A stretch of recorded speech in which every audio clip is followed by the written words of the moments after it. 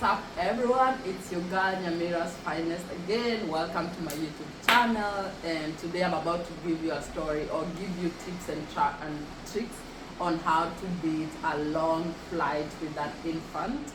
I did travel late last month with my 4-month-old, and probably I know what worked best for me and what did not work best for me, so I'm just gonna share with you so that if it helps you, then it helps you. Lakini nyambaria hai nyinyi nyambaria hai. Back to the real story. So first of all I booked my trip through Google Flight, but Google Flight does give you the reason why I go through Google Flight is because it gives you like prices, an array, like a heat map of prices through the days, so you can see like Tuesday is this day, Tuesday is this amount, Wednesday is this amount, Thursday is this amount, Friday this amount, Saturday. So you can be able to like choose the dates and the days of the week. It like gives you a calendar that has the prices in it. So that's why I prefer it. Once you get into Google Flight, you normally have like links to different like booking sites. They can be agencies and different like airlines.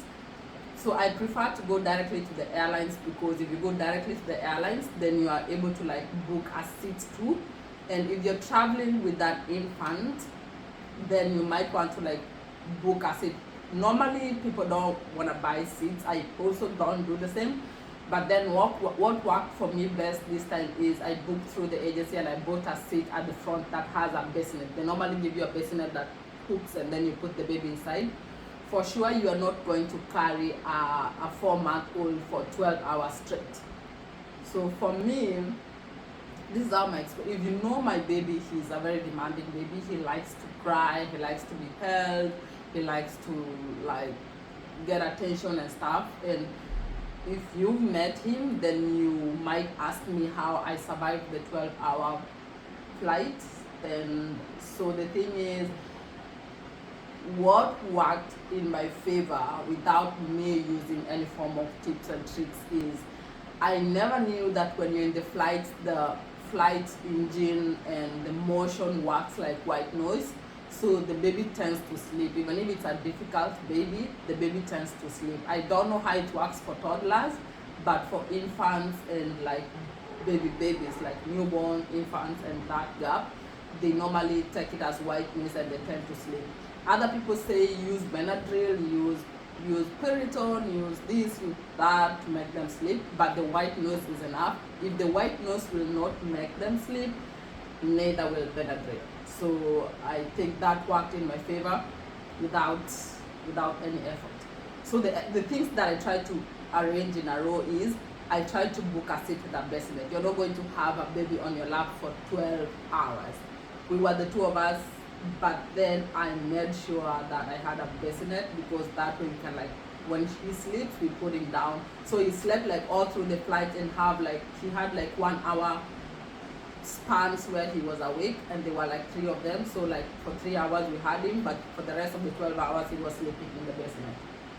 Tip number 2, I tried to carry a cling film. And the use of that cling film was just like, if he gets so irate and starts crying or like breaks down and stuff, I will line the airport sink or the airplane sink with the cling film and fill it with water and splash him with the water and just like dry him and like massage him with oil and put clothes on him. But then I didn't get the need to like wash him because he was sleeping through the flight. And then during connection we had like a shorter connection, and he wasn't crying, he wasn't like throwing fits, so we didn't need to use the cling film and the towel. Another tip is don't carry too much on your hand luggage. The diaper bag that you're having, you don't need to like put like 50 diapers in there. You can have like a carry-on that has like a bulk of the diapers, because people normally lose luggage or like miss flights, so you might want to have like your stock with you, because there is no diapers being sold at the airport. But then the bag that goes in between your feet should have like an exact number of diapers. For the 12-hour flight we had like six diapers, 1 packet of half wet wipes, and We had a thermos of water. One thing that I came to realize is they will let you go in with water as long as you have a baby. You can have like a thermos, like the small, the one that looks like a water bottle size of hot water, because in the flight they do give you hot water, yes, but that's not nursery water. So I don't know whether it's like tap water that's boiled, or maybe filtered water, so you don't want to take chances with it. So I had like small nursery water and then a thermos of hot water that I will mix it up and make formula for him, and that was in the bag too. And then I had like a small can. I bought a small can of formula, and then once I finished that, I kept that can and I filled it with formula from the bigger can and put it under my legs, and then a few bibs and some t-shirts for changing for the baby. I had like 3 of them and one for me, just in case the baby spit up on me. I would change, but I didn't need to use mine, and neither did I use his. So another story is for Istanbul, Turkey. If you have a flight going through Istanbul, Turkey, just carry a stroller. You will have to walk like a 20 minutes brisk walk, like walking really fast, but then 20 minutes to move from one terminal to the other. It's a big place, and I don't think they have like a tram or train, so you will have to walk in between, and I don't think you're gonna carry that baby walking for 22 minutes unless you're lifting weight in CrossFit.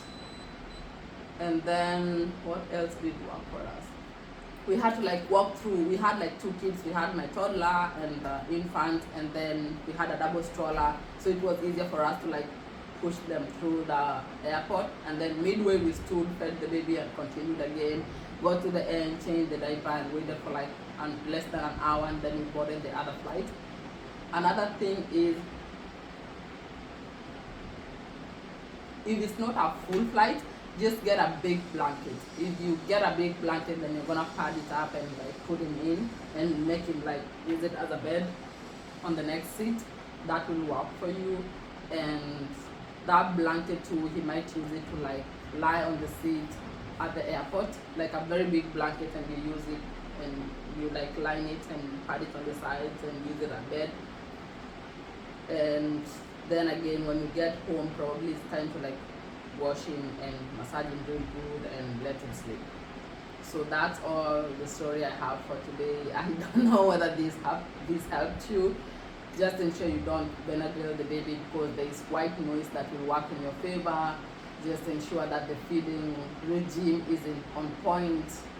Just like have your hot water, warm water, and formula with you, or you add cereal with you, or if you breastfeed, you have like the breastfeeding stuff with you. And then what else? Carry a change of clothes for you and the baby. Have a stroller if you're going through an airport that has the terminal on very different sides. And then finally, when you get home, ensure you bath the baby so that they can rest nicely. That's how I survived my 12-hour flight with my Hohe, and